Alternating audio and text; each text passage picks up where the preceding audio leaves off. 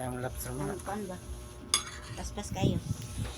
Hello mga guys, magandang gabi sa inyong lahat. At ngayon ay nandito kami sa bahay. Galing kami ng syudad. Umalis kami kaninang madaling araw at ngayon na kami nakabalik. At ito kumakain yung aking mag-ina. Ako mga guys, hindi na ako kumain dahil sobrang pagod ang aking naramdaman. At pati yung aming pusa ay pinakain din. Kaya nag-video na lang ako sa kanila para mayroon akong may upload sa YouTube mamaya. At habang kumakain sila, binibidyohan ko. Ito yung aking misis kumakain. At yung aking anak. Sila lamang dalawang kumakain mga guys. At ito yung kanilang ulam. At habang nagbibideo ako, tinignan ko din yung sarili ko kung ano yung itsura ng aking mukha na sobrang haggard sa sobrang pagod pag maniho mula San Romeo hanggang syudad. Mga guys,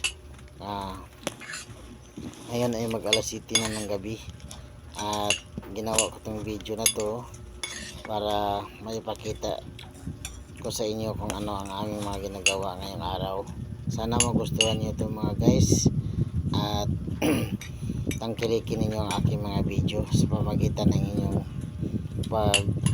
panood ng aking video. Natutulungan nyo ako. Ayan ako muli na humarap sa camera at para makita nyo ang aking mukha kung ano na yung itsura nito sa sobrang pagod. Mga guys, at pagkatapos itong video, naisipan kong humiga muna uli sa upuan namin na kawayan para makapagpahinga naman ako dahil sobrang pagod. Hindi ko makayanan yung pagod kaya humiga ako. Ito mga guys, nag muni-muni ako at nanahimik sa tabi para makabawi ako sa aking lakas na naubos kanina. At habang nakahiga ako, inagana ko muna na yung aking camera para mapanood niyo kung ano yung mga nangyayari sa amin sa mga oras na ito.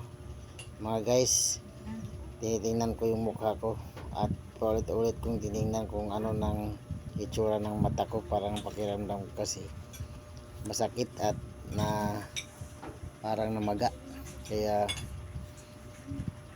inulit ko yung tingnan yung mukha ko. At tingnan nyo mga guys, pangumbaba pa ako dahil naramdaman ko talaga yung pagod sa aking pagmaniho mula San Romeo hanggang syudad. At ito, nagtingin-tingin lang ako sa camera para malibang ako ng konti dahil maya konti magpapahinga na rin kami. Hindi pa nagtapos yung mag-ina ko kumain. Kumakain pa sila sa lamesa na maliit naming lamesa. Kaya pati yung pusa mga guys, nakita natin na kumakain din kasabay ng pagkain nila. Ito yung nangyayari sa aming buhay mga guys. Sana panoorin nyo palagi ang aming buhay kasi ito yung buhay namin na meron kami ipapakita sa inyo para magiging halimbawa sa lahat ng kagaya namin talaga. Tapos na silang kumain mga guys, kaya ang susunod ng ginawa ni Mrs. pumunta sa Yung aso? plato. At makikita niyo sa video na naghugas siya ng plato. Habang naghugas siya, naroon din ang aming mga aso at nasama ko rin sa video dahil ang cute nilang tingnan mga guys. Parang tutuwa sila na nakarating na rin kami sa bahay. Ganun talaga yung mga alaga mga guys, naghahanap din sila ng mga amo nila pag wala ang amo. Parang nalulungkot din sila, kaya natutuwa din ako na tinignan ko yung mga aso. At ito na mga guys, hindi ko nakababay.